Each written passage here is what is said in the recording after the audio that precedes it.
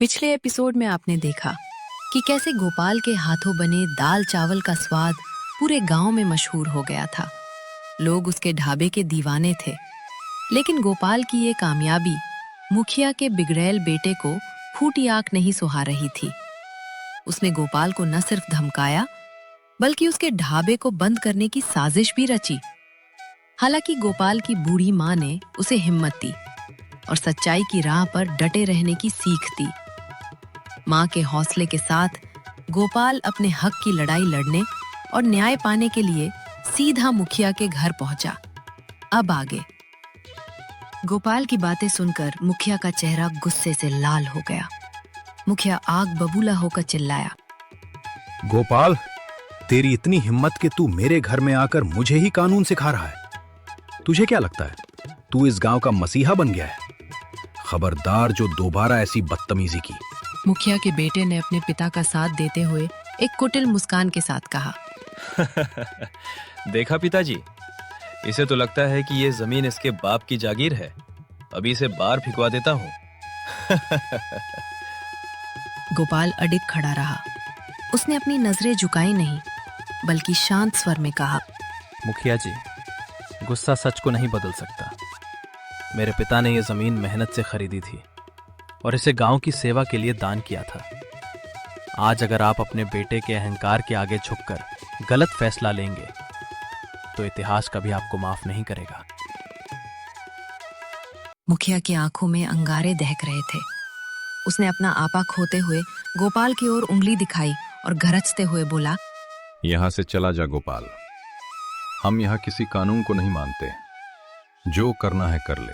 आज के बाद अगर तूने अपना मुंह खोला या मेरे फैसले के खिलाफ जाने की कोशिश की तो ढाबे के साथ साथ तेरी हड्डी पसली भी एक कर दूंगा। तभी अचानक माँ ने अपनी नजरें उठाई।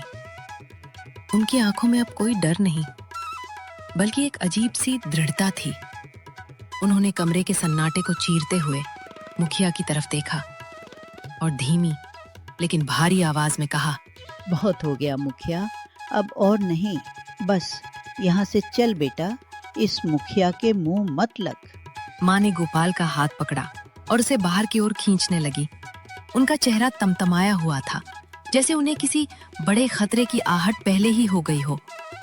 गोपाल को समझ नहीं आ रहा था कि माँ ने मुखिया को बीच में ही क्यों रोक दिया, पर उसे माँ की आंखों में ऐसा संकेत दिखा जिसे वो चाहकर भी नजरअंदाज नहीं कर सकता था। बाहर मूसलाधार बारिश हो रही थी।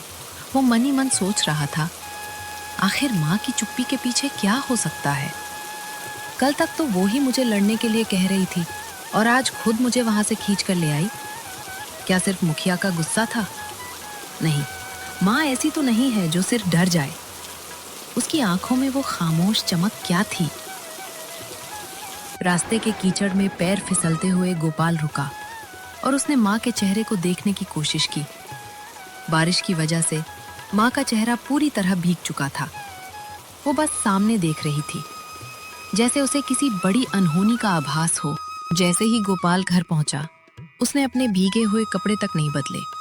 उसके सब्र का बांध टूट चुका था। सारी हिम्मत पटोते हुए पूछ ही लिया, माँ, अब और नहीं। मुझे सच बता, कल तक जो तू मुझे लड़ने की सीख दे रही थी, आज अचानक तूने मुझे मुखिया के घर से खींच लिया। क्या तुझे उस जालिम से डर लगने लगा है, या फिर उस सन्नाटे के पीछे कोई ऐसी बात है जो तू मुझसे छिपा रही है?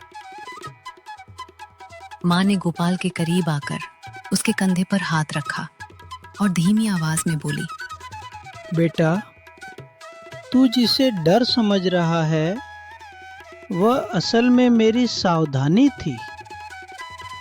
तुझे क्या लगा मैं मुखिया के सामने इसलिए चुप थी क्योंकि मेरे पास कहने के लिए कुछ नहीं था? मैं चुप इसलिए थी क्योंकि मैं चाहती थी कि मुखिया अपने मुंह से वो सब कबूल करे जो उसने बरसों से छिपाया है। माँ की बात सुनकर गोपाल हैरान हो गया और गोपाल ने पूछा, माँ, मुझे पक्का पता है तो मुझसे कुछ सच तो जरूर छिपा रही है।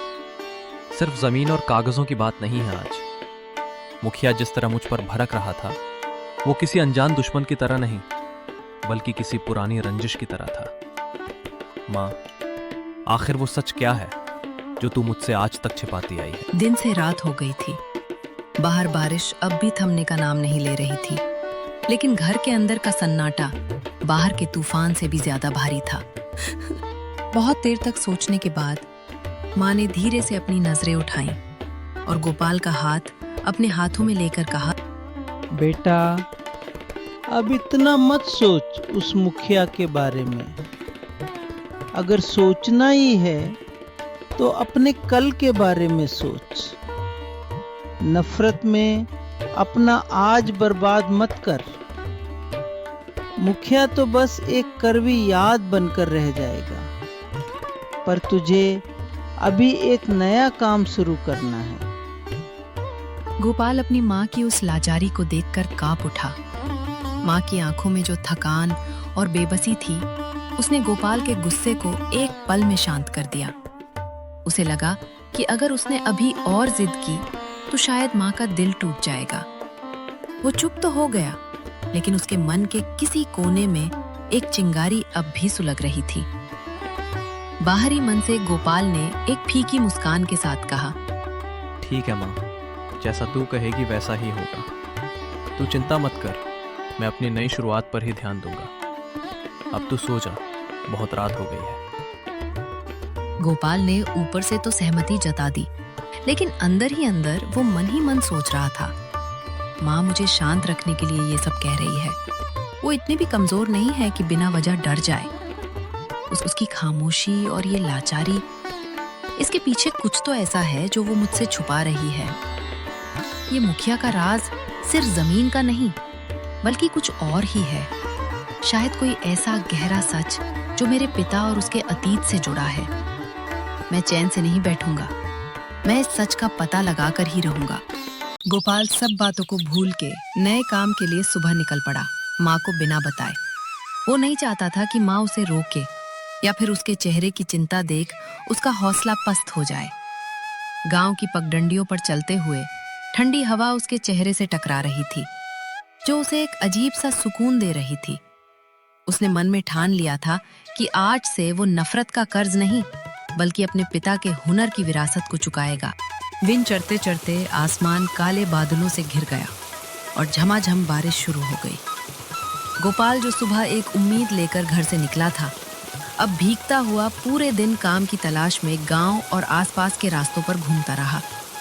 जहां भी वो गया, लोगों ने या तो दरवाजा नहीं खोला या मुखिया के डर से उसे काम देने से मना कर दिया।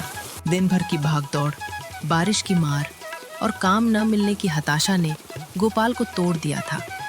वो भीगता हुआ गांव की एक पुरानी चाय की टपरी के पास पहुंचा। वहां कुछ लोग अपनी छतरी और गमछा डाले चाय की चुस्कियां ले रहे थे और मुखिया के रसूख की बातें कर रहे थे। गोपाल को वहां देख सबकी बातें अचानक बंद हो गईं।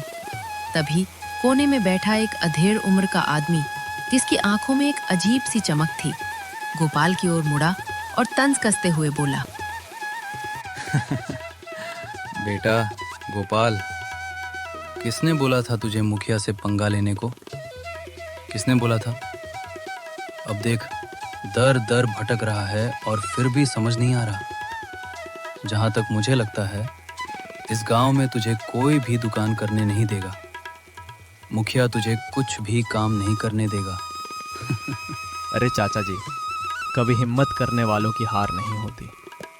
कल तक मेरे पास काम था और मेरी कामयाबी में सब मेरे साथ थे। आज अचानक सब मेरे खिलाफ हो गए हैं। याद रखो, ये दिन तुम्हें भी देखने पड़ सकते हैं।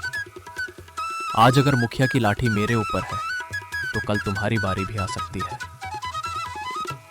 गोपाल ने इतना तीखा जवाब दिया कि वहां मौजूद लोगों के कान खड़े हो गए। उनकी चुप्पी ने इस बात की गवाही दे दी थी कि गोपाल के शब्दों ने उनके मन में एक हलचल पैदा कर दी है। बिना किसी की प्रतिक्रिया का इंतजार किए गोपाल मजबूती से अपना झोला थामे वहां से आगे बढ़ गया। चलते चलते पेड़ के नीचे एक बूढ़ा आदमी बैठा था और गोपाल हैरान था कि इतनी बारिश में क्यों बैठा है। फिर गोपाल ने पूछ ही लिया, बाबा, क्या आपको ठंड नहीं लग रही? बाहर इतनी मूसलाधार बारिश हो रही है। और आप इस पेड़ के नीचे बिना किसी सुरक्षा के बैठे हैं।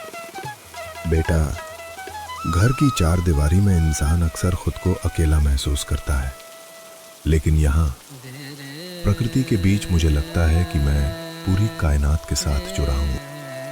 सही कह रहे हो बाबा, मैं भी दिन भर काम ढूंढ ढूंढ के थक गया हूँ। अब घर जाकर माँ को क्या जवाब दूंगा। उसे उम्मीद थी कि आज मैं कुछ पैसे कमा कर लाऊंगा, लेकिन खाली हाथ लौटना मुझे बहुत भारी लग रहा है। अरे गोपाल, काम ढूंढ ही क्यों रहा है? तू तो बहुत अमीर है और तेरी माँ ने तुझे अब तक बताया नहीं कि तू किस खानदान से ताल्लुक रखता है। गोपाल बाबा के कहे पर विश्वास नहीं कर रहा था। उसे समझ ही नहीं आ रहा था कि बाबा ने ऐसा अचानक क्यों बोल दिया। क्या ये किसी का मजाक था या फिर सच में उसकी किस्मत का दरवाजा खुलने वाला था? उसके मन में संदेह और जिज्ञासा का तूफान उमड़ रहा था। इन सब से पूरा राज उठेगा अगले एपिसोड में। आप हमारे साथ जुड़े रहें। आपको पता चलेगा कि कैसे एक साधारण सा दिखने वाला लड़का अपनी खोई हुई विरासत को वापस पाने के लिए मजबूर हो जाता है।